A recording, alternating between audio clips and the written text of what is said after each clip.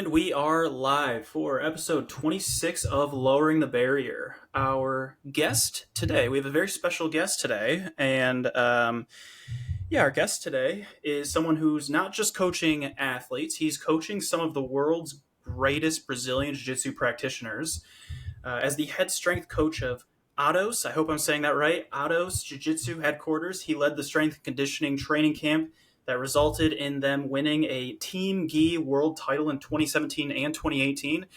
And he himself is a black belt in Brazilian Jiu Jitsu, which he and I were talking about before this, but 2 decades of work go into that. I mean, I cannot emphasize enough how much work goes into. Nobody messes with Brazilian Jiu-Jitsu black belt on the planet besides other Brazilian Jiu-Jitsu in black belts. Anyway, he's also the owner of Electrum Performance, where he helps people get stronger, move better, stay injury free. But beyond the gym, he is also known for cutting through the noise in the fitness industry, challenging both the functional gurus and the glassbacks, which we'll talk about in a minute, and pushing the discussion forward on what actually works. Alex Turner, welcome to the show. Man, super happy to be here. Hell of an intro. I don't know if I deserve all that, but yeah, thank you. No, I know I was telling you this literally just a minute ago. But when I was really excited to have you on. I think you and I are both, I don't want to categorize you without your permission, but I think we're both movement optimists, where we don't see any individual exercise as inherently bad. It's like a tolerance issue. So maybe if somebody gets injured, it doesn't mean that exercise is bad for them or it's a bad exercise.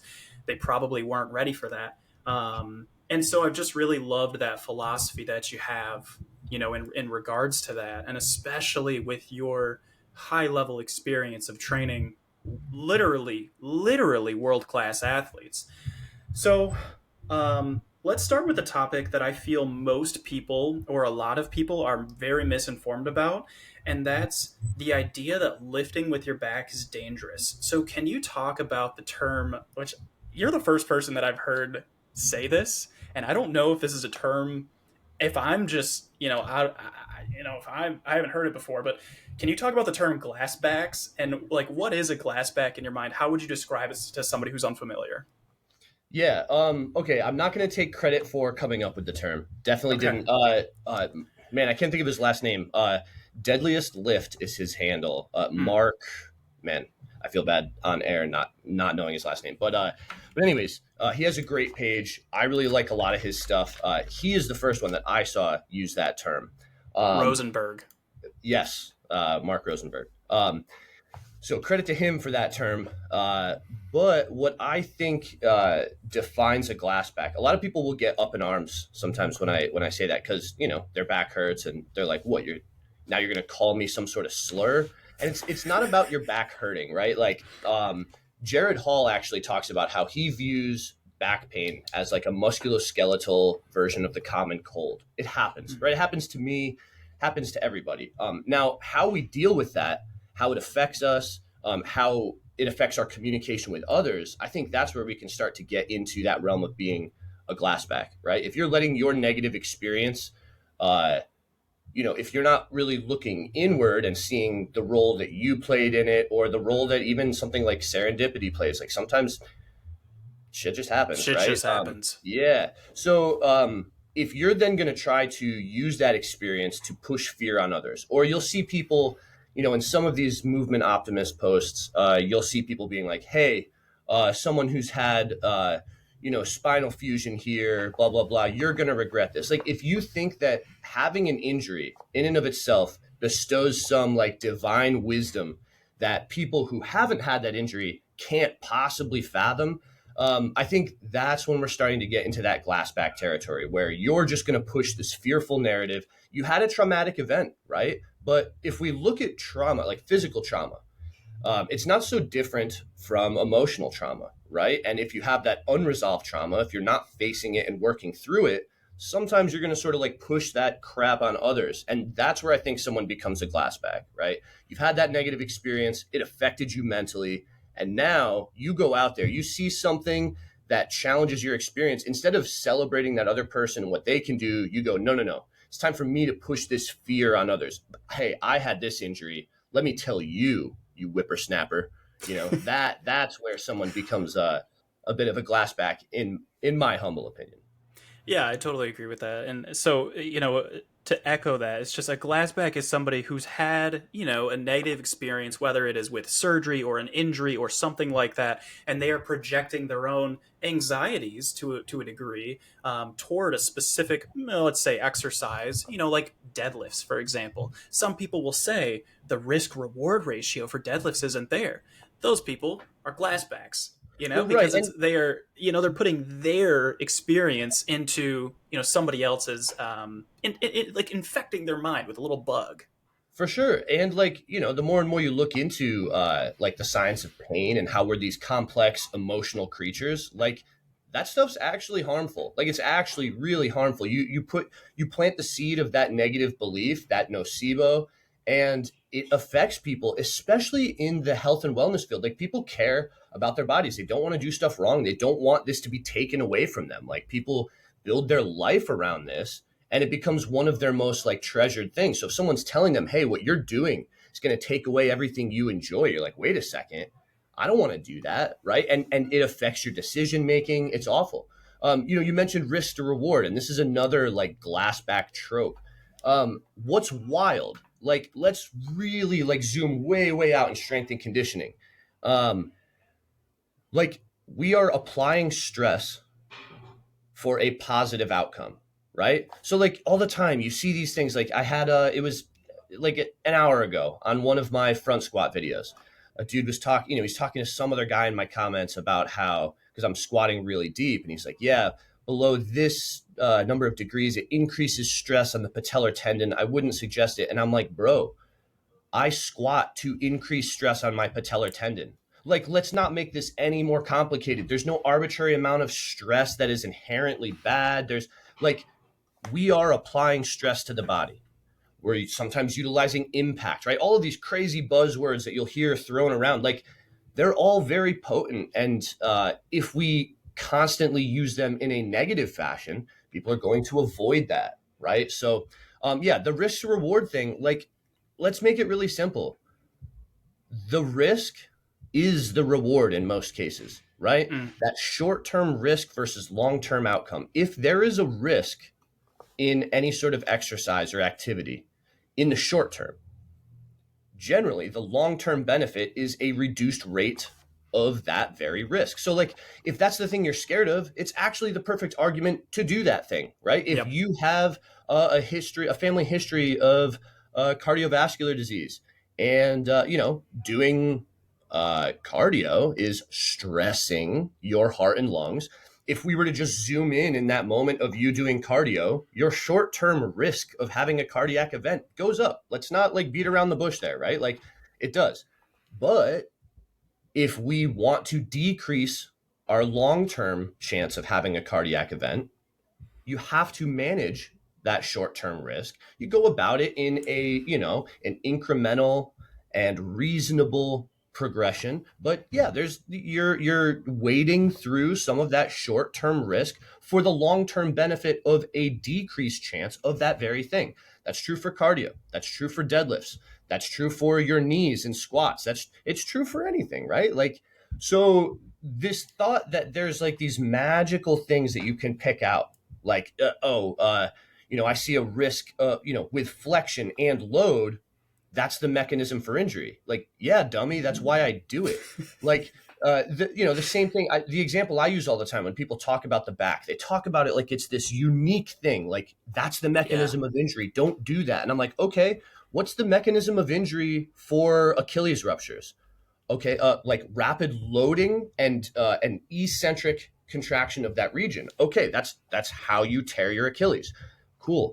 What do you do to decrease your chance of tearing your Achilles? You do that. You do plyometrics. You sprint, right? And people get it for that. Like no one's out there finding a video of some dude changing direction and he's like, dude, watch out for that. That's how you tear your Achilles. Like they don't do that, right? But for the back, I think because back pain is one, so widespread, right? Just like Yeah. colds, it happens to most people at some point. And two, even when it's relatively benign, it kind of knocks you on your ass. Like, you, even if it's not that bad of back pain, there's lots of things that you have to like modify or manage. It really like inserts itself into your life and like uh, destabilizes things for a little bit. So if if you're trying to strike a chord with people, not many people can just relate with like an Achilles rupture. They're not just like, oh yeah, that happened to me last Tuesday. That was rough.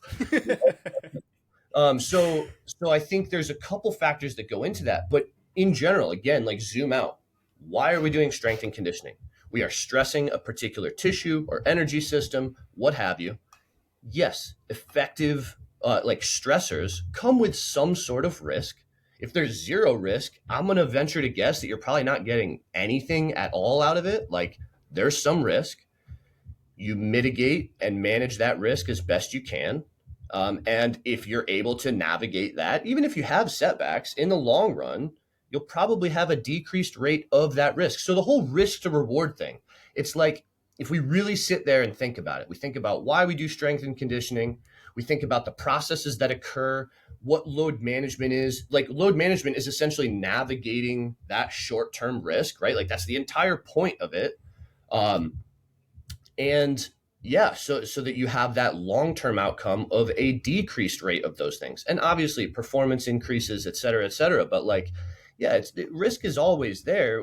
We just there's all sorts of things that people will stick their head in the sand over, like if I do this with perfect form then I can't get hurt. It's like, well, that's not really true. We're still stressing that system. It can still suddenly be like nope, injury, right? Like that happens. But I don't look at that as in a pessimistic way. You mentioned movement optimism. I look at it in an optimistic way. Like everything's risky, right? Risky to some degree, air quotes for those listening. But we mitigate that with proper progressions. You have certain rules. You could look at like a 10% rule where like session by session, you don't want to increase the stressor by more than 10%, whatever you want to look at. You could make the percentage way smaller than that if you're really hesitant about it. But there's plenty of reasons to be optimistic. There's like, the fact that all of these structures, like if we look at any region, we look at the knee, we look at the back, there's all of these like different structures with a bit of redundancy. They got like some sort of like either like figurative or literal overlap where, we look at compensation like it's bad, but you have a structure fail, right? You'll have someone with like, let's say like a proximal biceps tear, right? And they don't have surgery. And like those redundant structures over time through like efficient rehab and stuff, like those redundant structures are able to assume the role that that portion of the bicep had. And then like, bro will be doing like outperforming what he did in the past. And I think that's like a very optimistic take on it. Like we have all these different like redundant structures. If you look at your body like a business, like no one has like this one critical job that like if that person loses their job or quits or whatever, that the whole business fails, except maybe the heart. Yeah, The heart. the heart and the brain are like two, Yeah, like yeah.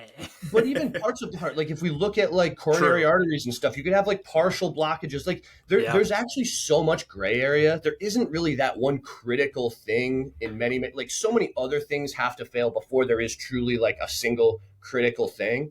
And it's the same with the back. Like everyone makes it out like, oh man, if you have damage to a disc, then it's funny. Some of the more enlightened glassbacks, as I call them, or sage glassbacks, the ones that are actually familiar with the same data that you and I are, but they go into it with their confirmation bias where they're like, okay, I'm going to look for a reason to feel negatively about this. Yeah. There's some of Stu McGill's research shows that after a herniation or a bulge, while you can have that spontaneous retraction of the bulge or protrusion. That's cool and all, but then he talks about how like, the annulus fibrosus has delaminated and it'll be permanently like compromised in some way. And if we're looking at the disc as that one role that if it disappears, that everything fails, then yeah, sure, that's really scary. But then when you look at like the rate of asymptomatic disc bulges, the number Mm. of you could look at different powerlifters and strongmen that have had like a significant disc injury and then came back and then outperformed their prior selves and then set world records, right? And it's like, okay, wait, so if that happened, but the annulus of the disc has been permanently compromised, then hold on, what's doing that? that job. And the thing is that while that disc is obviously important, it's not the only thing that bears load. It's not the only thing that allows us to do these different feats, right? There are other structures that through scary compensation can actually contribute in such in a very synergistic fashion and allow you to uh, eventually adapt and overcome the point you were before injury, which is wild, and when we look at things like that, you can find countless examples. If you want to be optimistic or pessimistic, you can go out there and cherry pick if you need to. But Mm. I genuinely think, like, having watched injuries myself, having experienced them, having read about them, etc., like, there really isn't reason to be overly pessimistic. And then we look at the emotional side of things, that biopsychosocial pain model. We start to understand that if I'm going to go into this with a super pessimistic outlook, I'm probably going to have a pretty negative experience. It's like, why? There's reasons to not do that. So why do that? You know? Yeah, if you can manage your emotion, in a positive way, like, yeah, this sucks for now, but I know that my body is resilient. I know that I will be able to rehab and come back from this. That is going to almost certainly, I don't want to guarantee it, but almost certainly play a role in your recovery and speed up your recovery rather than somebody who's like, I'm broken. That's the way it is.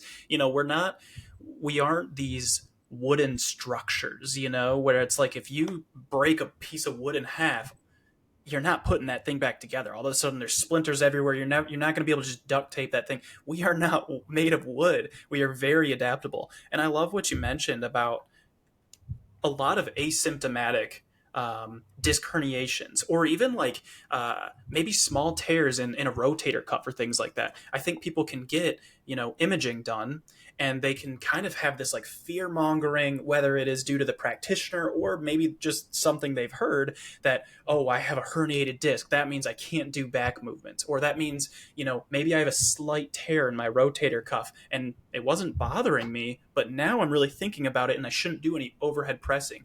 What I've found in my coaching experience is the people who they were asymptomatic and they had some imaging done, and then it's like that turns into a negative spiral, where they are all of a sudden super concerned. And I think when that concern heightens, it actually increases. And maybe I'm wrong on this, but I think when you are overly cautious and overly protective of a thing, it increases your long term risk. What would you say about that? Do you agree or disagree?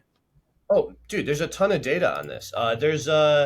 I don't know where the position statement is, but there's a position statement online about early imaging for back pain and how early imaging is essentially more expensive for insurance and healthcare providers, and it results in worse outcomes long term.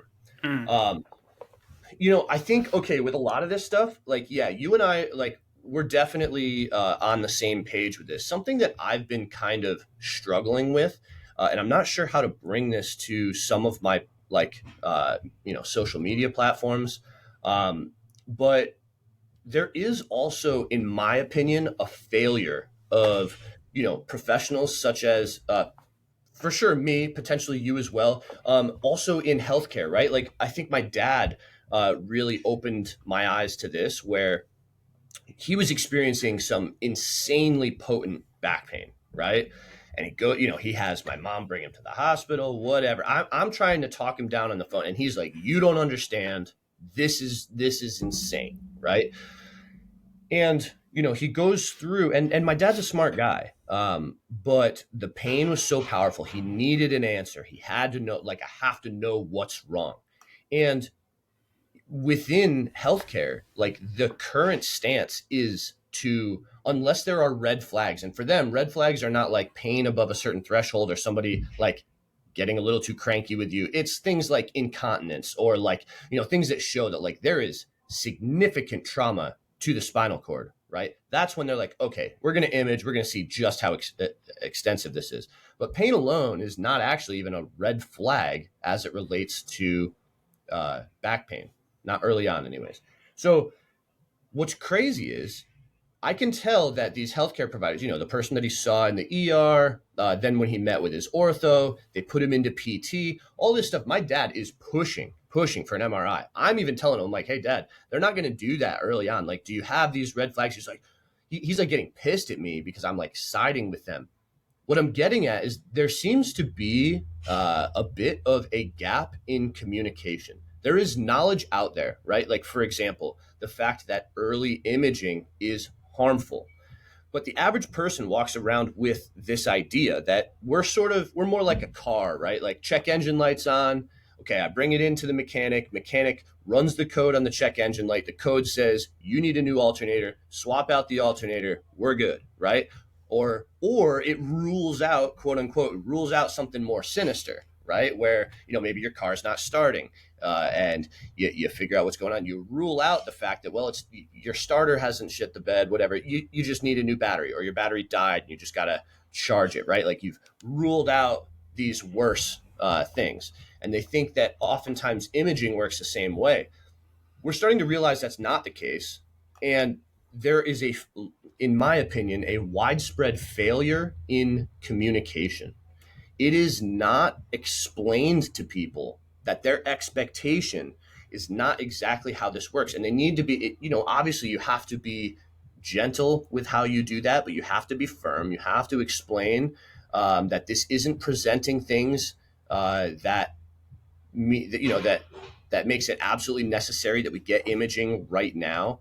But it's crazy because even though I'm telling my dad this and I'm trying to fill in the blanks, he's still going nuts. And it wasn't until after his back pain, it did resolve within those first 8 weeks, which is what they say, like early imaging is within those first 8 weeks of the onset of pain. And then afterwards, when the pain didn't have him at this crazy heightened emotional state, we were able to talk about it. And I was like, Dad, read this position statement. This is how healthcare providers proceed when someone comes in with what you were experiencing, and outcomes are actually worse if you get imaging. And it's wild to me that, like, there was another example. One of my coaches and we're dealing with one of our clients who he's constantly convinced there's like something wrong. He'll go to him, he'll then go to me. Like these people, they start to think that something's wrong, and then essentially they go to different either experts or providers, and they essentially like go, and then when they get an answer they don't like, or the person isn't skilled enough with communication to sort of like curb their expectations, then they just go to the next person, and they're basically on a mission until To find a somebody yes. talks to them the way they want to be spoken to, or Yeah. gives them the diagnosis or the treatment that they're looking for, right? And I think there needs to be a bigger emphasis on communication when you have somebody who is misled. It's tough, man. I think a lot of people that are in the evidence-based community, we spend time reading research. We know that our depth of knowledge is far, far greater than this person who's been in pain for 12 hours and did a couple quick Google searches, saw some shit that told them that they could solve it in XYZ manner, and that's how they're going to go about it. And I think that I don't have an answer for this, and I'm thinking of a way to even communicate this. Even the way I just did now, like, took way too long. But this is like a nuanced problem, and I think that like we actually, as like more evidence-based practitioners, are actually like breathing life into some people that are more like snake oil salesmen, people that promise like a pain-free solution, right?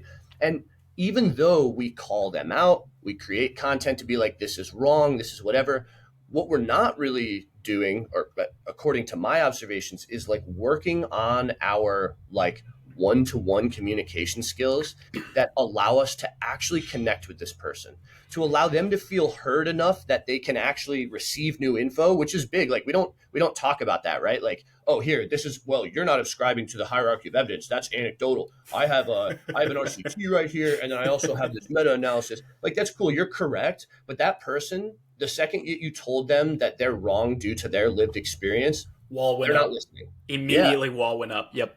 Yeah, man. So I think there's like a big failing in terms of like, how do you effectively reach these people when they are desperate for an answer, and specifically like they're desperate for a simple answer. Like when someone's in pain, they don't want some freaking like monologue about the biopsychosocial pain model, and they don't want to, like, that's not what they want. So like I've really been looking at this more often. Like when I know that someone comes to me because they want help, and I give them some mumbo, and I can tell at the end of the conversation, I'm like, that didn't result in the connection. Like, I know that person's going to walk out my door and they're going to reach out to the next person on their list. Yep. And I failed. Like, I failed that person because I have valuable info for them. I know that if it was packaged in the right way, that person could have some of their fears put to rest. They could, you know what I mean? But like, Yeah. man, it's tough. And especially when pain is present, like people, like we revert back to being animals, dude. Yeah. No, So I hear you on when there are very complicated, like pain. Pain is one of the most complicated like subjects in like human body. I'm going to say literature, but just like out there, like pain is very complicated because there are so many things. I've seen that that like web of the biopsychosocial approach, and it's all the like different all these colors. yes, exactly, and it's like holy shit. Imagine trying to explain if you didn't have that graphic, right? Imagine trying to explain to a client in a 5 minute face-to-face conversation or on the call conversation, trying to explain to them all these factors that go in, trying to understand what is your work like, what is your stress like, what is your home relationships like, because these things play into pain beyond just, oh, are you sedentary, oh, do you exercise, like there are so many factors that go into pain. So it's a really I'm going to use this word, and I don't know if it's the right word. It's an exciting area of research. And I say exciting because as we get more people who are uh, looking at it and looking into the research of it, and maybe even poking holes into some of the gaps in research, I think it's really exciting that we can move forward with clearer answers. I'm never going to say clear answers, right? But clearer answers. One of the things that I think has really helped me personally, and a lot of the, because I kind of give advice to other coaches here and there on client communication and things like that. And one of the things that I always revert back to is being a master at motivational interviewing and helping people, who do have that wall up. For the people who have that wall up, how do we navigate that? And so it's rarely the approach like you said where it's like you can't just dump RCTs on them. For listeners who are unaware, it's a randomized control trial, and dumping RCTs and meta-analyses and position statements, like it's very rare for somebody who's going through a problem that they're just going to go read a paper, right? And as science communicators, it is also difficult to be like, I know what's going on. I know I can help you. I know I have the tools to help you. The first thing we try might not be the exact best thing, but guess what? We have 50 other things that we can try.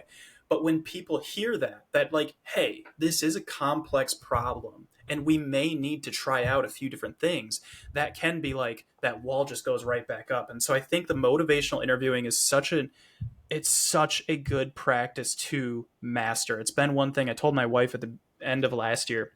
I was like setting out goals for myself. And it's like some of my goals are like, getting a higher rating at chess, but it's also business growth and personal development as well. And one of them was I want to be, one of the people in the industry who really, really understands motivational interviewing in and out, and being able to get people to that point of ambivalence where they are like kind of on the fence and poking into the negatives, instead of saying like, what would your life look like? For example, what would your life look like if you did something about your back pain? Okay, well, that's an easy one. What if we instead went with the negative? What happens in 3 months if we don't address your back pain at all? Because then it's like people start talking about, that side of things. And, there's a lot of ways that you can utilize motivational interviewing. And so I think you nailed it. Like, people, especially science communicators, need to get better. I mean, everybody does. Everybody needs to get better at communicating, but especially in pain science, especially in the around imaging and things like that,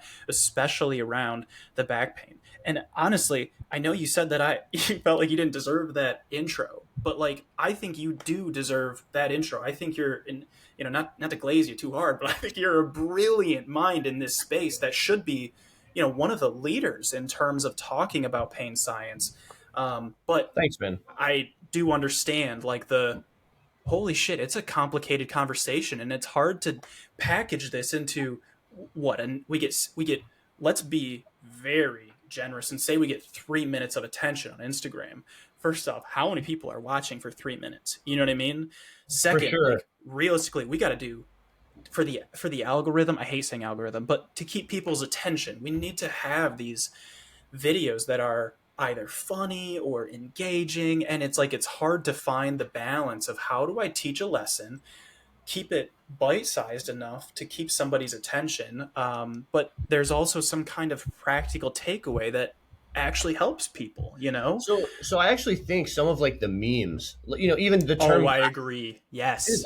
dude, the term glassback, like, okay, you're speaking to a common experience, and it's inflammatory sometimes. Like someone who has just dealt with back pain that disrupted part of their life, like they don't want to hear someone throw that term around, and then they'll see like how I engage with people and stuff. Like, sure, that term might have gotten their attention uh, in not such a hot manner, but the second they bring it up, they see that I'm not trying to come at them in that type of way, right? I think there are ways like, where if we are too much of a boomer about it and don't try to learn the ways to manage people's attention spans and stuff, then it doesn't matter what our long form content Right. looks like. Shouting You know, into the void.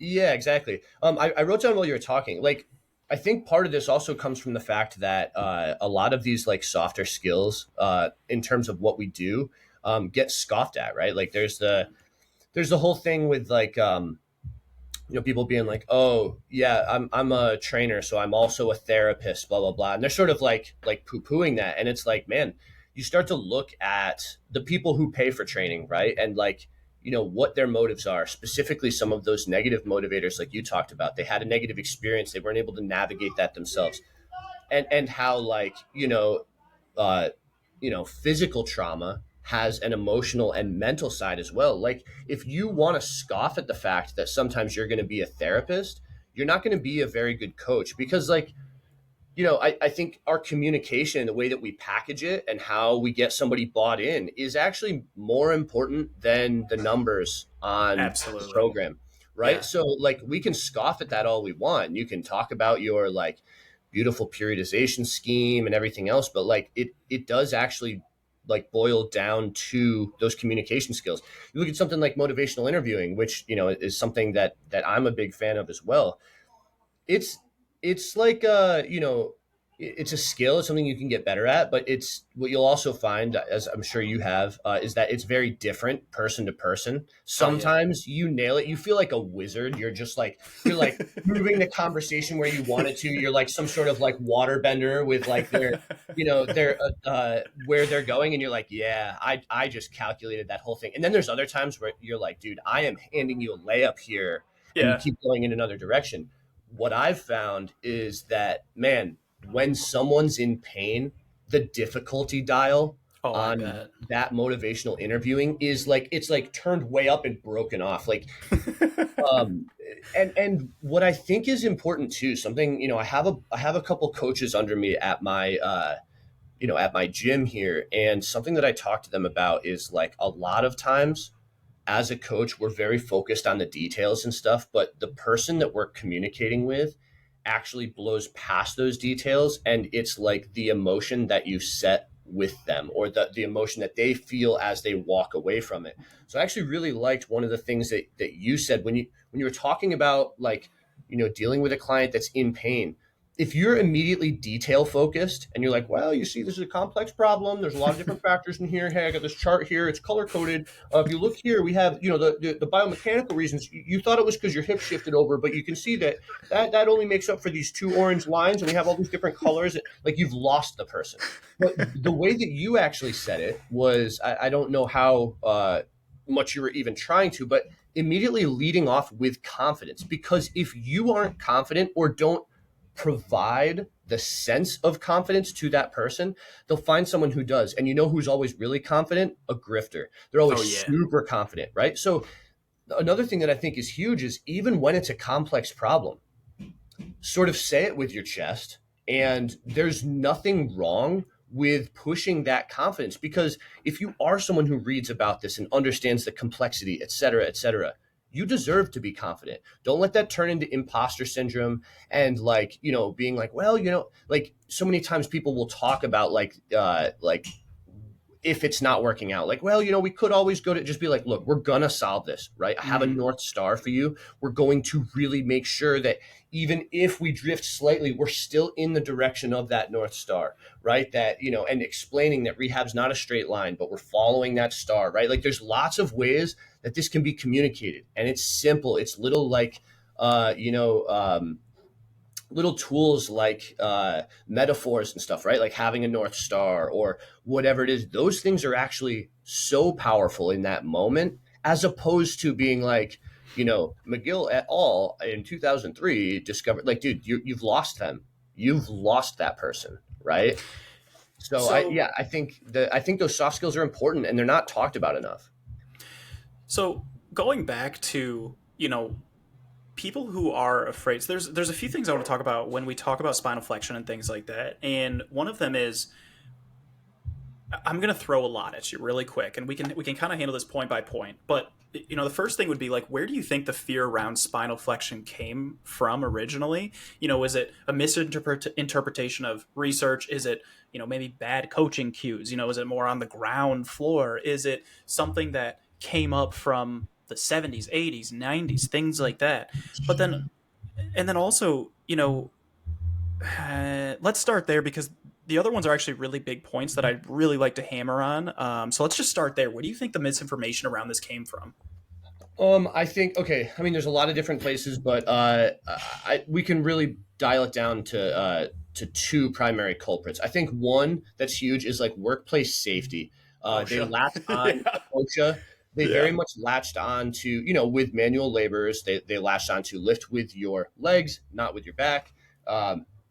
As we look at different, it's called like stoop lifting versus squat lifting in the research. There's plenty of papers on those. I'd be happy to provide some of those, but again, I think that's kind of past the scope of this.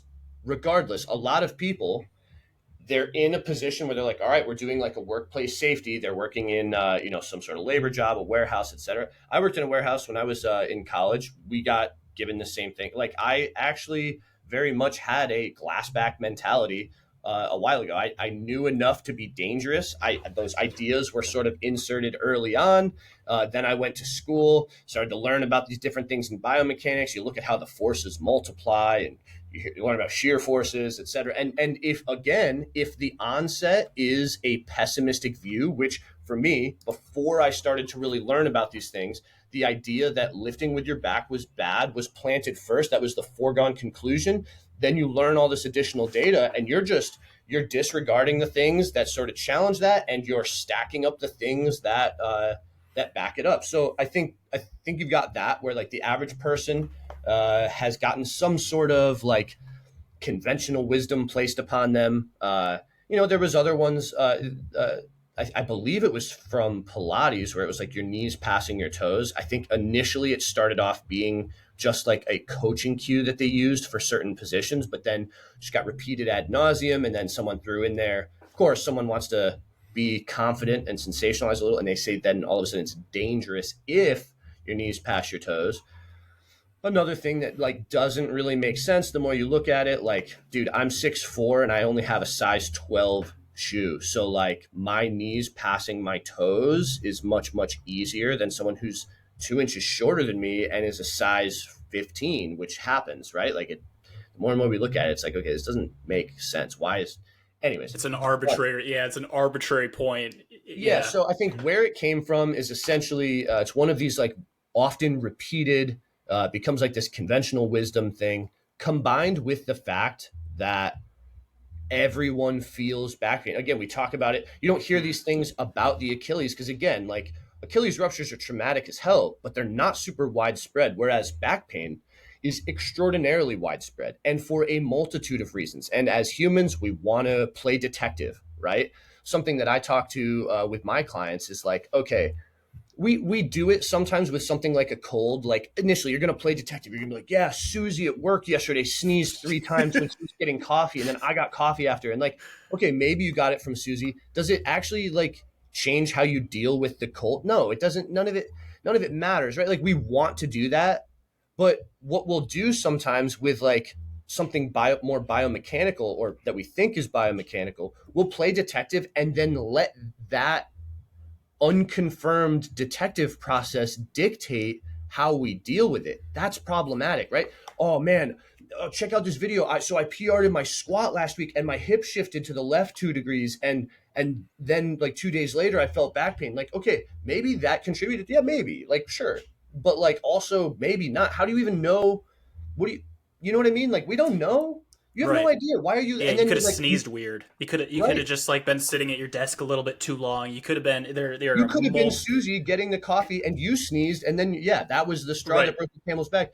The point is though, is like I try to get people away from playing detective, and away from like I need to rule out X, because another thing that I tell them, and this is again a process for me, I'm trying to refine this communication.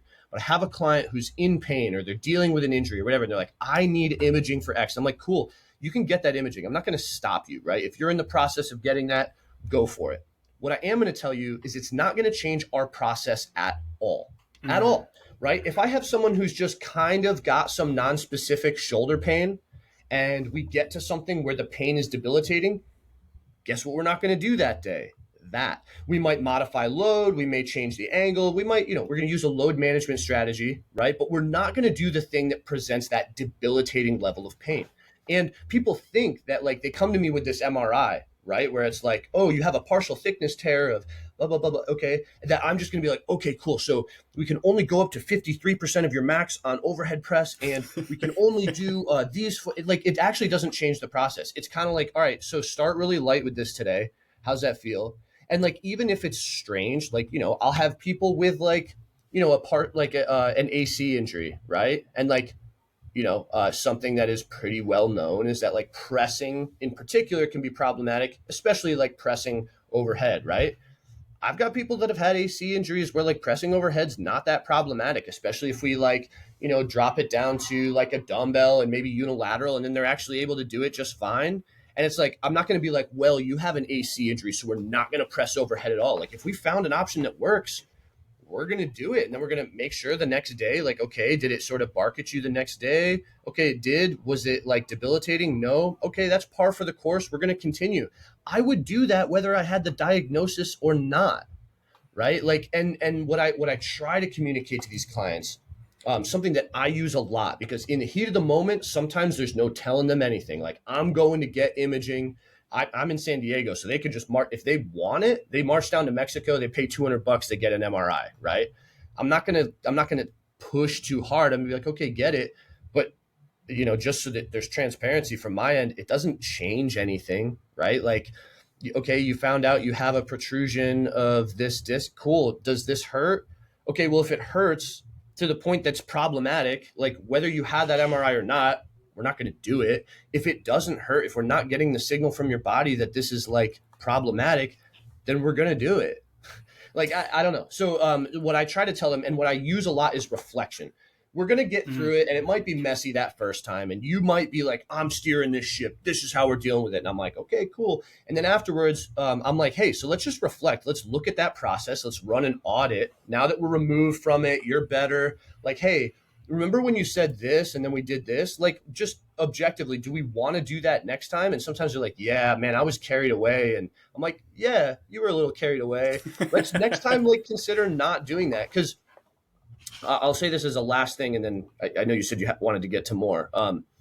I like to treat dealing with injury as a skill in and of itself, and this like scares people. Like, I'm like, hey, you're gonna get hurt again. Especially like I got my jiu-jitsu athletes. I'm like, bro, you're gonna get hurt in the next 2 weeks. How do we Yeah. deal with it, right? And how do we do it in a productive fashion? And sometimes, as a removed third party, I can see them dealing with an injury. I'm like, dang, this is not good. Homie's spiraling a little bit, or he's disregarding it and being reckless.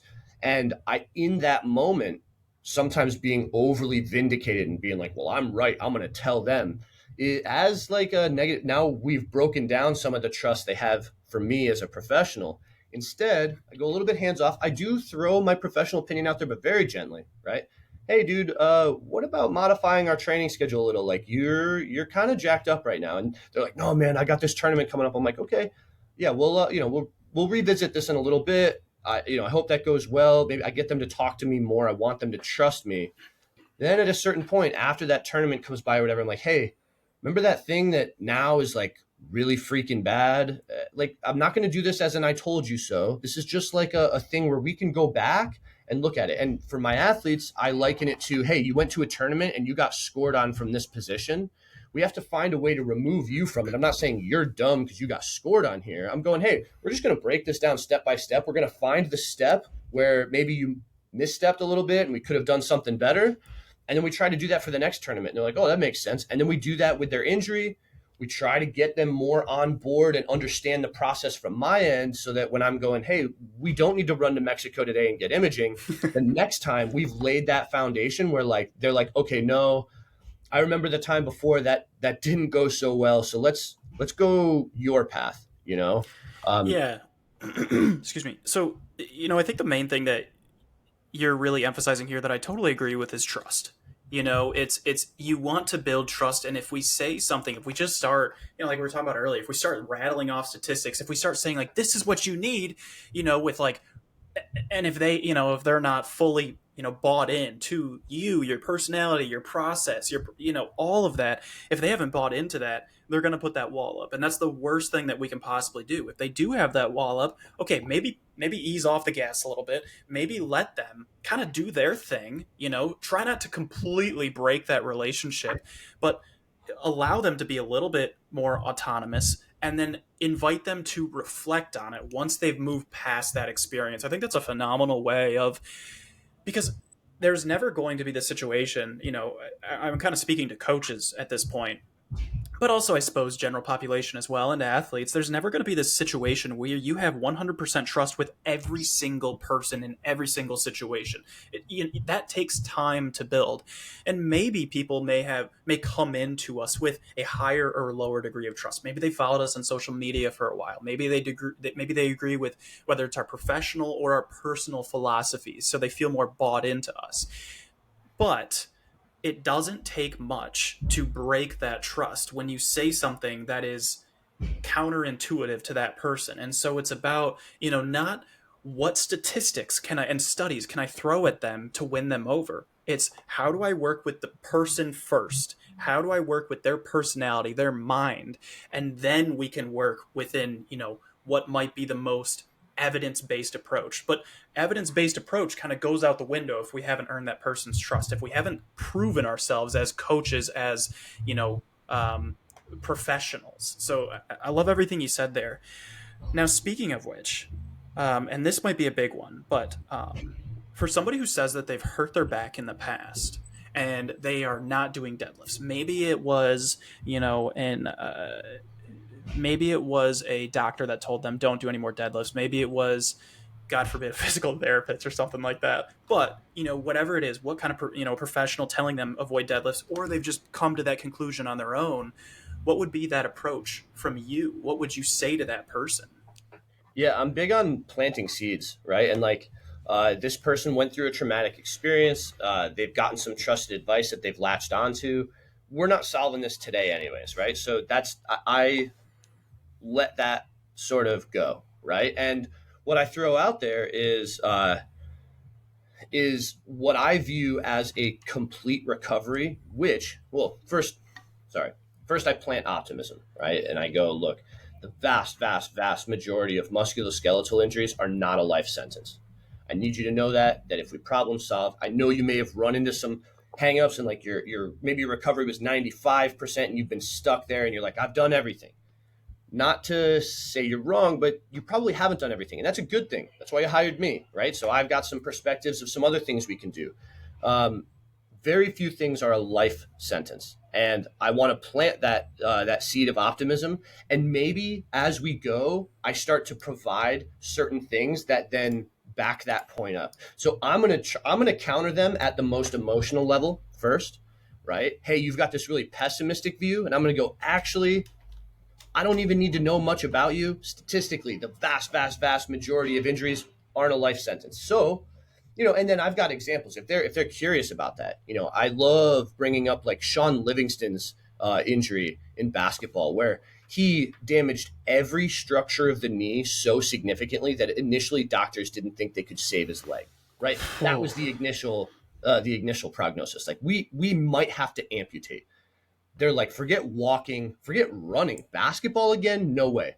Long story short, not only did he make a full recovery, but then he played at a higher level than he ever did in the first place and won multiple championships with the Warriors. Now, I use that not to belittle that person's experience, but if the initial prognosis for him was, hey, we might have to amputate, to him then initially playing in the NBA, know that the thing that has been kind of stubborn and problematic for you, chances are we can provide the right environment for that to improve and get at least back to where it was. A lot of times, way past that, right? So I sort of plant those seeds, and I have these examples that if they are listening and they're open to it, I'm sort of giving them example of after example of like these crazy traumatic injuries that people were able to bounce back from. Again, not to belittle them, but to provide some hope and optimism and sort of paint that picture. Then as we go, I continue to water that seed that I've planted.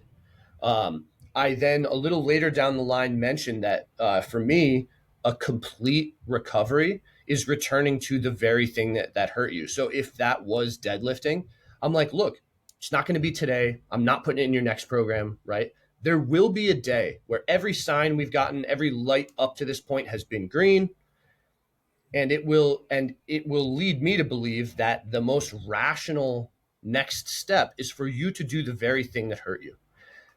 And we're gonna get there together. I also understand that even me bringing this up today probably has that initial like, man, your heart rate just went up. You're like, fuck, man, deadlifts, like this guy, like, yes, at some point we are gonna come to the decision that deadlifts are the next step, and we're gonna feel good about it, right? And let me guess, that's not right now, right? Cool, didn't think so.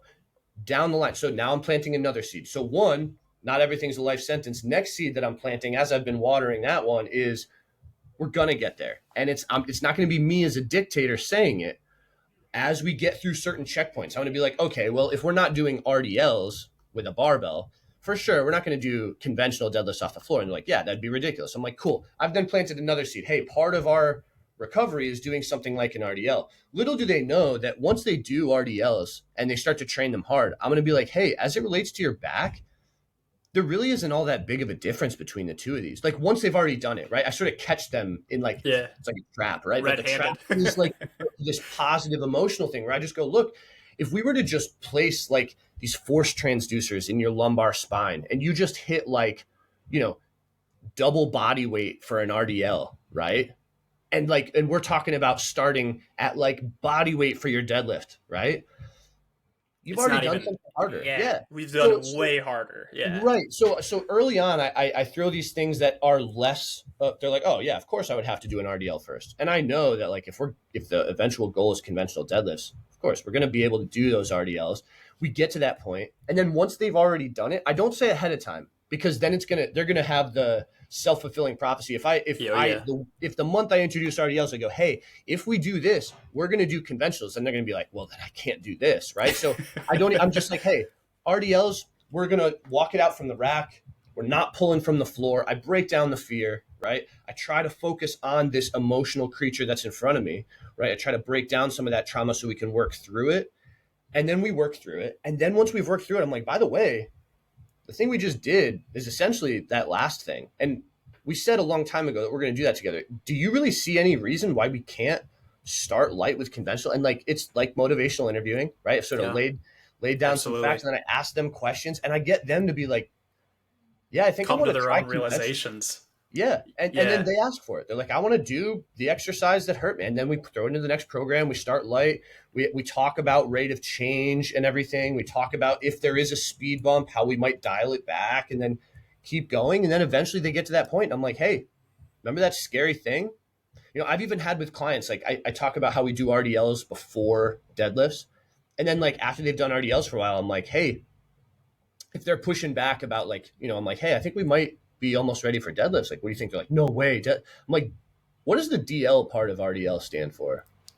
Yeah. You know, and they're like, it's deadlift. I'm like, yeah, dude, they're the same thing. Same thing. Like Yeah. one starts at the top, one starts at the bottom, but like borderline, and like one has a tiny bit more knee flexion, but I mean it's like borderline semantics when we're talking Right. about like the two, because there is such extreme overlap between the two. And I love what you said about, you know, it goes back to the pain science. It is a multifaceted approach. Like we've been talking about this whole episode, working with people, you know, you said you have to focus on the emotional being in front of you. It's not to say that that one individual is hyper emotional for having fear about, it's, we all have emotions, we all have lived experiences, and if something does hurt you, if I put, that's like learning 101 is pain, is through pain. If we put our hand on a glass stove at a young age, it doesn't have to be glass, but a stove at a young age, we're like, ooh, hot, pain.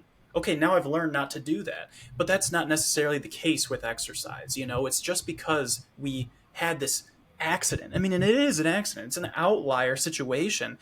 But I love that, your approach that you take, you're almost like putting up this curtain, right? And you're building these like Jenga blocks of this confidence tower, this tower of confidence, and you're building it up, and you're doing it without them seeing exactly what you're doing. And then, they do something that's so similar to the movement that hurt them, and you release the curtain and you're like, look at what Mhm. you built. You have all Yeah. this confidence now. Look at, and it can be this really exciting thing, especially for the people who have gone through, whether it was an injury, whether it was just back pain in general. You can kind of have that curtain revealing moment, and it can bring a lot of excitement and enlightenment to clients. So I love the approach that you take.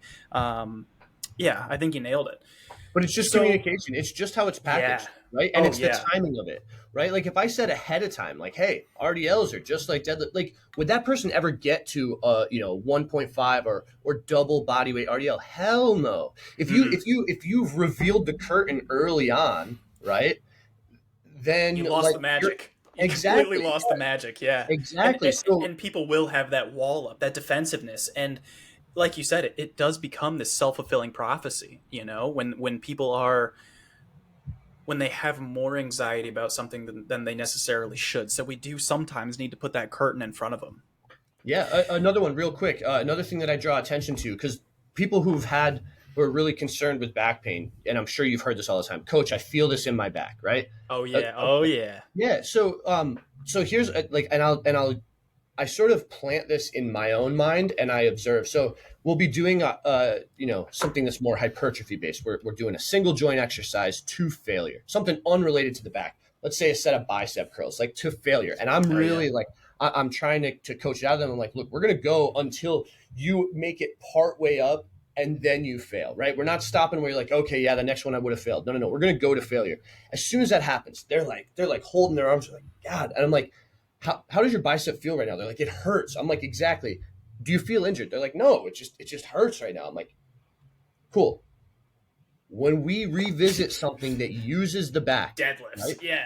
Yeah, Hyper like extensions. and Any of it. again, the curtain I reveal is when it's not emotionally charged, Yeah. right? Like Yep. if I just try to tell them, "Oh, you're dumb," like you should be feeling your back. They're like, "Well, I don't want to." Like, and now you're telling me that I'm dumb. Like, wrong time, wrong curtain reveal. That's not what you want to do, right?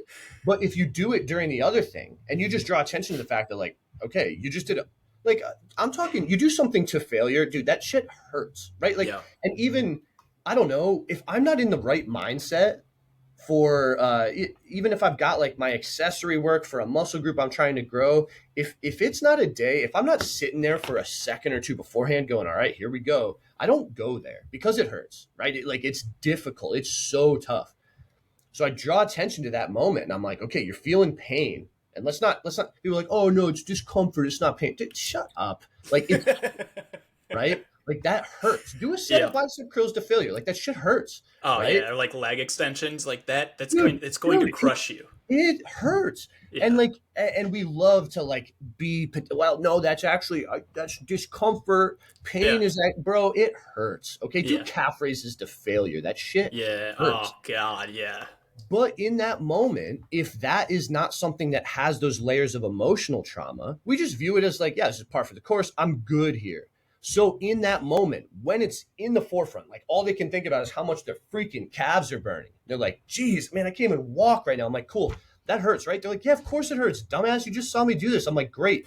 I want you to keep this in your mind when we're training the muscles that are back here, because there will come a point in time where you'll feel something that doesn't anywhere. I'm like, has your back ever had a pump like your calves do right now? And they're walking like they're on stilts and they're like, no, I've never had a back pump. I'm like, okay, at some point I want to. Yeah. Right. Oh And I yeah. plant that seed. I'm like, we're going to do that. That's an Yeah. important thing to do. We're going to do some back extensions until your calves feel like they do right now. And they're like, really? I'm like, yeah, this is a part of it. Like right now, you're not thinking about your ankles, right? They're like, no, dude. And I'm like, exactly. We're going to Yeah. do the same thing for your back. And I think laying that framework, planting seeds ahead of time, and then revisiting them as you go is so much more like helpful than in the high pressure moment where, coach, I feel my back. Like in that moment, I have to prove to them that it's okay. Like that ship has sailed. Like I feel my back. Like the best I think you can do in that moment, if you haven't planted those seeds, is like, yeah, I don't think it's anything to worry about. We'll pay attention to it with the next set. We'll see if it gets any worse, and then for sure, let me know how it feels tomorrow. In that moment, if you haven't planted a Yeah. seed, that's the best you can do, Yep. right? Yep. The I totally studies, agree. the I need to be right here. That's not the time. But Yeah. if you've planted the seeds, then you're just revisiting. You're like, remember when we, and you're like, yeah, it's like my calves. And then they'll even say stuff like, I just don't know if I'm there yet, like mentally. And I'm like, great, that's okay. You don't have to, but you're able to like remove yourself from this animalistic, like my back hurts. And you're able to just be like, I don't know if I'm there yet. That's great, man. The amount of mental growth. And then I even like reinforce that. I'm like, the fact that you just said that is huge. It shows that you want to grow past that. It shows that you don't want to be stuck in this, like, I'm scared because I feel my back. Dude, big mission accomplished. A plus. They're like, but I'm not comfortable here. I'm like, I don't care. You're talking about it like you want to improve. That means that originally that optimism seed that I planted is freaking blossoming, right? Mm. And I Hmm. think those moments and reinforcing those where like we don't need to be at the peak of the mountain to sometimes just turn around and be like, damn, I'm pretty far up here. Right. Right. And I think those moments where like, coach, I feel my back. And then I point out the calves time and they're like, yeah, man, I just struggled though. Like this is tough for me, and I don't view it like my calves. I'm like, man, the fact that we're taking a step back and talking about that Yeah. is a win, right? Yeah. Next time, Absolutely. yeah. And then another thing I talk about is expectation. I'm like, hey, next time, expect that you're going to feel this, and then see how that affects how ready you are to feel that way, right? Yeah, so it's about drawing these parallels to other parts of the body. And it's like, without really getting in the weeds here, you and I have both made content on like you wouldn't train your shoulders like this. And it's like you holding a lateral raise and you're just holding at the top like an isometric.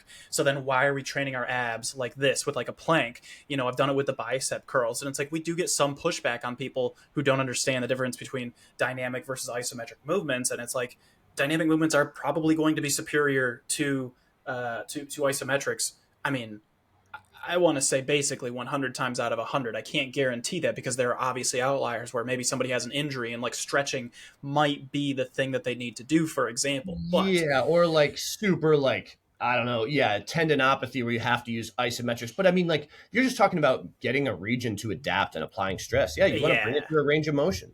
right, exactly. And so, how are you doing on time? Are you good on time? Do you got like 15 Good. minutes more? You're Yep. good? Awesome. Because I really want to talk about Brazilian Jiu Jitsu for a moment.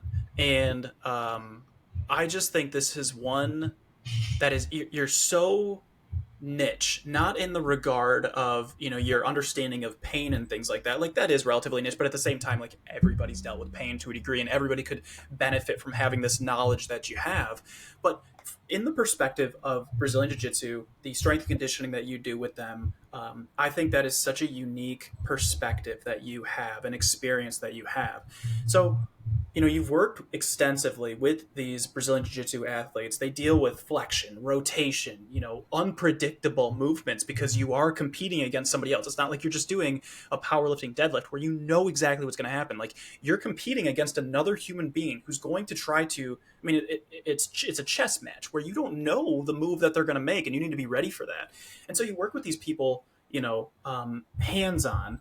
And when you program for these combat athletes, what is your approach? Do you try to mimic the movements that they will be doing, or do you have more of a generalist perspective toward muscle growth and strength and kind of let the resilience come from the movements that they're going to do in the Brazilian Jiu Jitsu, practice or rolling?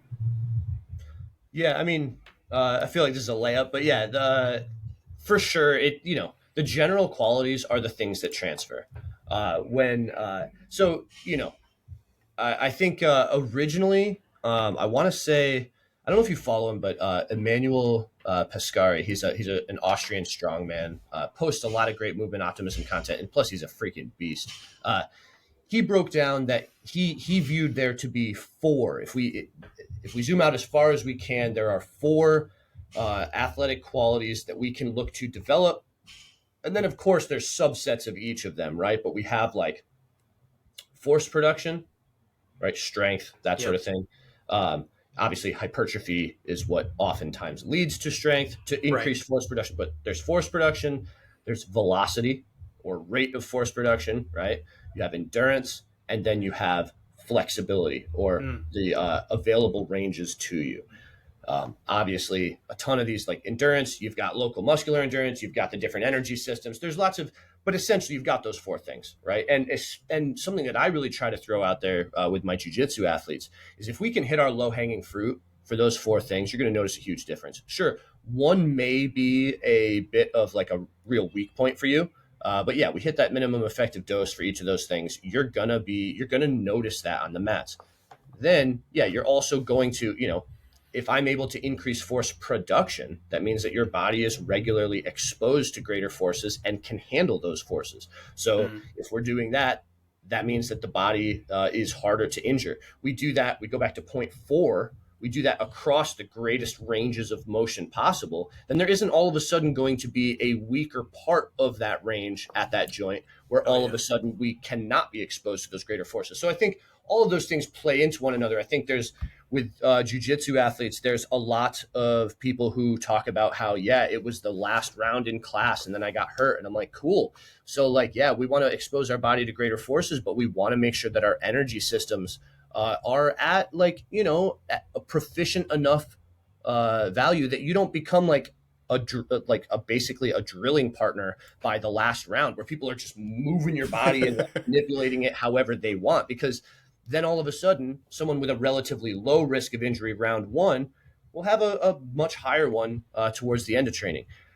So, yeah, the generalist is definitely how I go about it. However, communication is another thing that, man, if I look at the last like year or two and into this year, I'm also big on goals. I break a lot of things down, but a lot of what I've been focusing on is communication. Like, I love learning. I love learning more about strength and conditioning. I don't have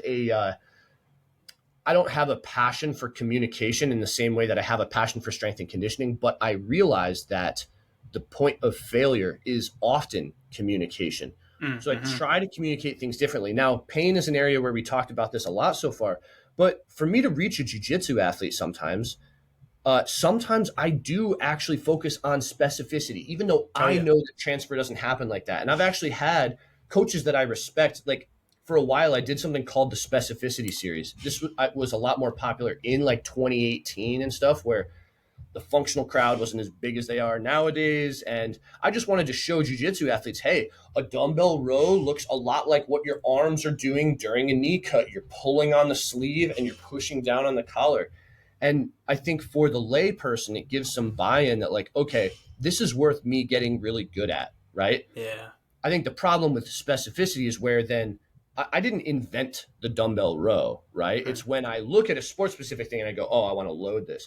And I'll even spoof that with, there's actually another one that I'm working on right now that my editing takes forever. But essentially, I bought chainmail a while ago because my whole uh, I bought it just for reels like this, where my whole thing was if loading sport specific movements was the key to strength and conditioning, then all I would do with my athletes is have them train jujitsu and chainmail.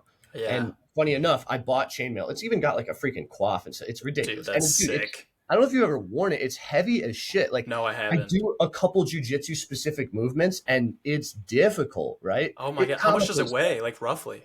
dude, just like the upper body portion is like 40 pounds. It's like a What? 40-pound weight. Yeah, dude, it's so heavy. Okay, I've seen chainmail in video games. I've seen it in like Lord of the Rings, things like that. When they just like Well, move in Lord the of the Rings, it's mithril, which is oh, really, it's really lightweight. mithril. Yeah. Okay, that's why. Because when Aragorn throws on the mithril, it's like it looks so light and flowy. But Right. okay, so real legit chainmail. I'm not Yeah. saying his isn't legit. His is more legit. His is better. But Yeah. I yeah, don't, Amazon doesn't yet have the they mithril don't have chainmail that mithril. you can buy, but Yeah. it does actually have legit chain that I bought it on Amazon.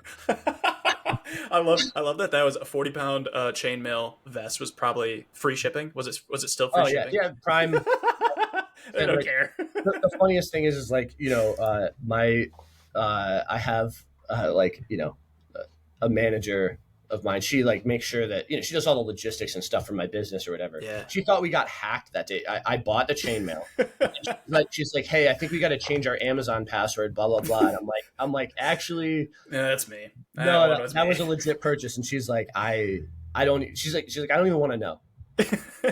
Um, but yeah, um, so I guess one and maybe two more questions that I have for you is you've worked with a lot of combat athletes, and right before we hopped on and started recording, you and I talked about how we're both fans of MMA and specifically UFC, but MMA as a whole, of course. And I don't know if you've watched things like UFC Embedded, or like the kind of behind the scenes stuff, but a lot of times I'll see, from, I'm a nutritionist and, I work with, I'm a personal trainer as well. And so I'll see people doing things that I don't agree with, whether it is from a nutrition perspective or a training perspective. I just see things that I'm like, oh, they could be doing better. And these are high level athletes. When we see physical therapists looking at, Neymar's ACL rehab, I think it was an ACL or a knee injury, I should say, but I'm pretty sure it was ACL well, they're like specifically. jamming that thing. They're essentially Yeah, like, they're like putting him in like a calf slicer. Like that's like a right. submission in jujitsu, and they're like, yeah, this dude 2 months out of ACL surgery, we're gonna do that. Yeah, it's Yeah. he's crying and shit. And so it's like we see these, high level athletes working with people who are kind of like grifters, honestly, and they don't know what they're talking about. It's not from this evidence based perspective. So from your perspective, what are some of the biggest mistakes you see combat athletes making when they approach strength, conditioning, longevity, things like along that nature? Yeah, I think the biggest thing, combat sports is like a counterculture relative to other sports. I know you said you were involved in jujitsu for a little bit. A Something. year, yeah. Okay. So I'll hang my hat on. I was just a white belt, but my coach did say if I showed up when we had like this person who came in from Texas or whatever. He said if you would have been here on promotion day, you'd be a blue belt. Now, Dang. let me say this was 7, 8, 9 years ago, and so you can just mark me down. I would demote myself at this point. I'm so out of the game, and I did it for, I mean, 1 year. Like, you have enough knowledge to be able to understand submissions and general position, but definitely not enough for me to ever say, like, oh, I do Brazilian Jiu Jitsu. Like, no, No, I'm dude. not No, gonna. listen. You gotta switch your approach. You are the combat sports equivalent of the guy who benched 405 in high school. Okay, we're gonna. Literally, Okay. No, exactly. no, no, no. We're just gonna change it a little. So, like, the only reason you're a white belt is because you were just doing nogi and MMA classes. Yeah, right. You were like brown belt level, Like but I like could have gone humble. big. I could have Yeah, gone big. Yeah. yeah. You could have if you showed up at Worlds that day. Yeah, like, dude, if I see red, like it's Like, over for seriously, anybody. Like if I seriously. just see red, and then it's Um, just yeah. for everybody, for my listeners. Like, I'm not a crazy person. That's like a joke inside the combat sports MMA kind of atmosphere. Oh, I missed the joke. I thought we were Just that serious. I see red. Um, yeah. Yeah. So, So what are the so mistakes? misconceptions and stuff, right? Yeah, yeah. Yeah. So combat sports are really like a counterculture, like I said. Now, this is my own theory. People might see this differently. What I will say is the result is the same. You go to any jujitsu gym, and you've got the people as rank goes up, the more commonly that people will be like psyched or involved or paying attention to other sports goes down dramatically.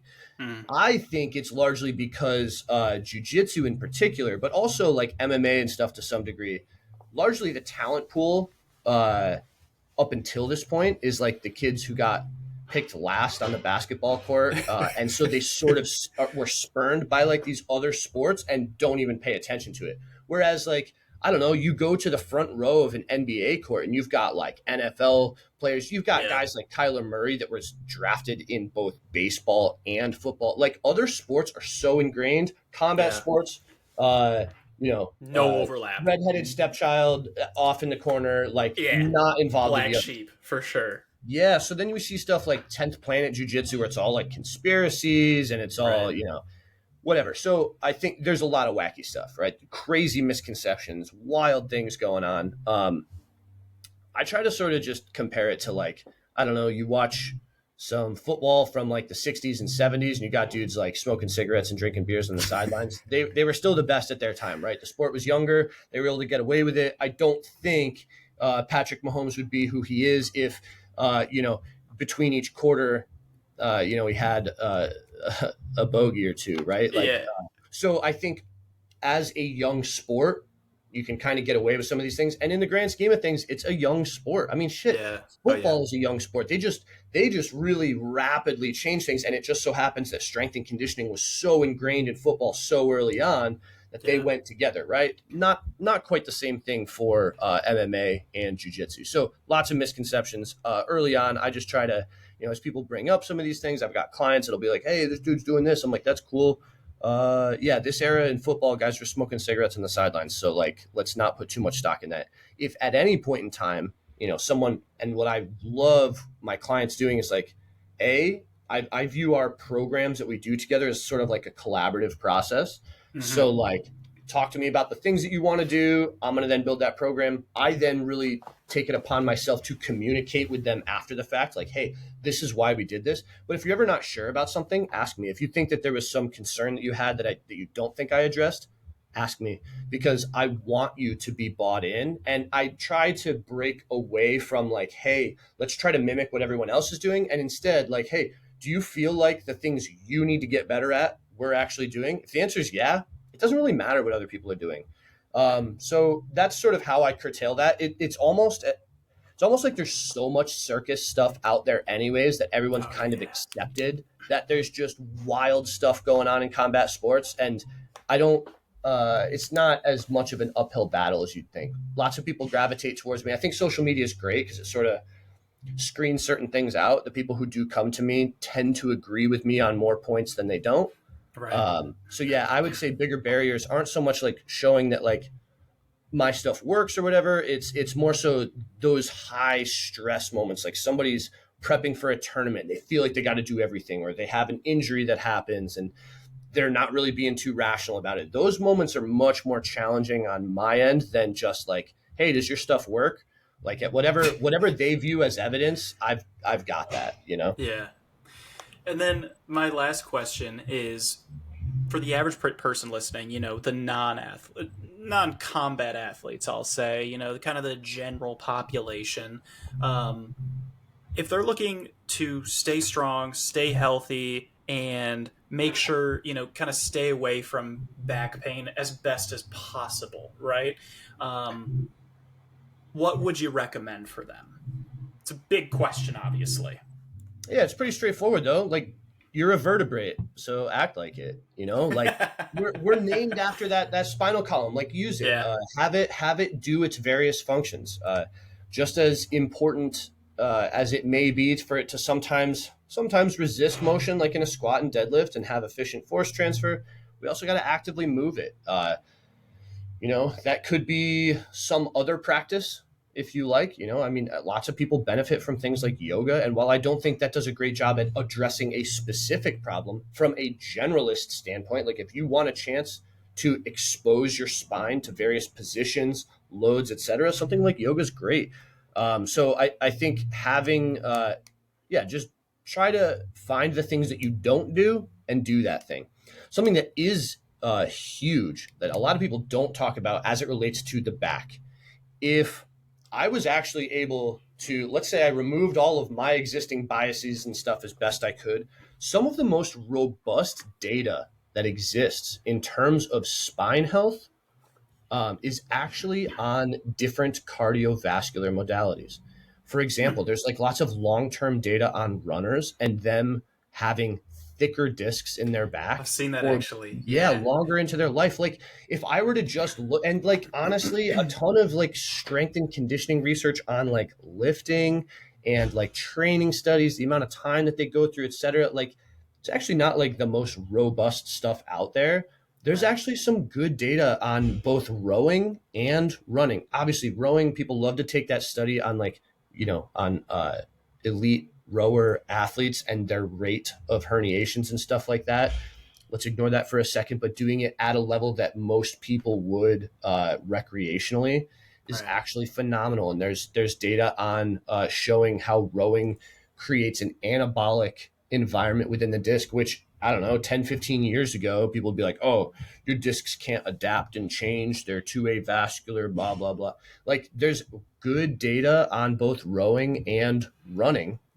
Oh, the impact of running, it's so bad. It's actually great for you. So like, And like logically, you'd think like, maybe I think it's easy to make to hear those grifters side of that misinformation side of things, where it's like repeated impact, from running, but it's like we actually see the opposite. I was just looking at research on that exact thing because somebody was asking me, will this degrade my discs? And I was like, what's funny is actually we see the opposite in high level runners, and these are people who are, if you're a high level runner, you're running a lot. This isn't mhm, like a recreational runner. Like this is somebody mhm, who, if we saw damage happen, it would be in those people. And so it's yeah, like to see the opposite. It's really cool to see how adaptable the body is. for sure. Yeah. So I even think like what's crazy is if we look at those four qualities again, the four general qualities that you can improve in strength and conditioning: force production, velocity, um, endurance, and flexibility. Honestly, you could rationalize all four of those as it relates to the back, and good things will come of it, right? Yep. Yep. Force production. If we're doing heavy exercises that include axial loads, good things are going to happen. Obviously, utilize load management, et cetera, progress it reasonably. If we think that impacts are potent, then for sure, plyometrics are a phenomenal way to expose our body to that. And unlike running, we can have a much, much more precise dosing in terms of plyometrics and like exposing our body to those impacts. Endurance. We have things like running and rowing that are great for your spine health long term. And then flexibility. You want to bring that spine through those various ranges in all three planes. If you're not sure how to do that in the weight room, that's okay. There are general things like yoga. But like, yeah, average person, like if you wanted to just hit low hanging fruit for all of those things, lift through your basic movement patterns, your squats, your hinges, upper body push, pull, etc. Right? Uh, do a little bit of plyometrics once or twice a week, two exercises, a couple sets. Like it doesn't take much time, right? If you're not sure, just literally do some standing broad jumps, right? Or Yeah. repeated single leg hops if you're feeling a little spicy, right? Three for endurance: run or row once to twice a week. And then for flexibility, if you aren't happy like structuring your strength training in a way that really emphasizes range of motion, maybe with some deficits or different movements that do that, some general practice like yoga can do a great job. Yeah, lift once to twice a week. On one or two of those days, throw in plyos. Uh, on maybe ideally 1 to 2 separate days, row/run, and throw in yoga. Like average person, man, you are doing your due diligence in terms of spine health. You're probably going to feel great. Like that is a very well-rounded, and you really don't have much to be desired there if you wanted to hit all your low-hanging fruit. So yeah, that's how I would structure that for someone who is not an athlete preparing for any sport and just wants to exist with as little back pain as possible. And what would you say about, I like that you're throwing in, like, with the specifics of back pain, because I think you nailed every single one of these things. Um, Cycling. Would you say that cycling, because it's a seated motion, we're not getting as much of that upper body, movement as we would with rowing, as we would with running, but like something like cycling and then maybe also swimming? Would you say these are superior, inferior, or about the same in specific terms, not as a cardiovascular exercise, but specifically in terms of alleviating or preventing back pain down the road, aside from like injuries? We're talking chronic back pain here. Yeah. So, well, I think it's different if we're talking preventative versus like alleviating. So, I think they could Mm, both be very useful if someone's in the midst of a flare up and wants to keep those things going. There's people who, in the midst of a flare up, can't handle the impacts from jogging or the flexion mm, extension that occurs in rowing. So, in yeah, that scenario, something more static with less impact, like cycling, can be great, or something that is essentially exposing you to less than your body weight of just like compressive and shear forces, like swimming, can be great. I don't think for a healthy individual they will have nearly the benefits, and I'm not aware of any research that shows that they do. I also would be lying if I said I've looked into it super specifically, but the ones that do jump out at you in the research is both rowing and running. And I think conceptually, if we're looking at the mechanism for that, the loading or the yeah, impact, it um, makes sense. yeah, so I think in the midst of a flare up, it's very important to still be able to have some form of activity. So if rowing or running irritates it, I would love if a client or someone listening was able to swap that out for something else that's providing a useful stimulus but is not worsening the issue. That can be Yeah, phenomenal. So managing a flare up, those can be great. If long term we're trying to build that resilience, I think we should be exposing ourselves to impact and loading. awesome. All right, let's wrap it up there. I feel like this is a really, really good spot to end it. Thank you so much for your time. Go ahead and tell people, my audience, where can they find you? What resources do you have? How can they work with you? All that. Cool. So my Instagram is where I try to be most accessible. It's at alex.sterner.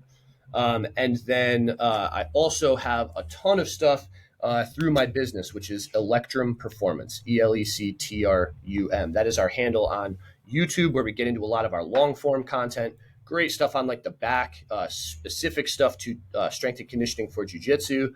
Then on Instagram, it's also Electrum Performance, and it tends to be more specific to jujitsu. My page is a bit more general. I try to have useful stuff for everybody. But yeah, YouTube and Instagram tend to be the best ways to consume like the content that me and my team are creating, and then also like interact with us. We answer questions.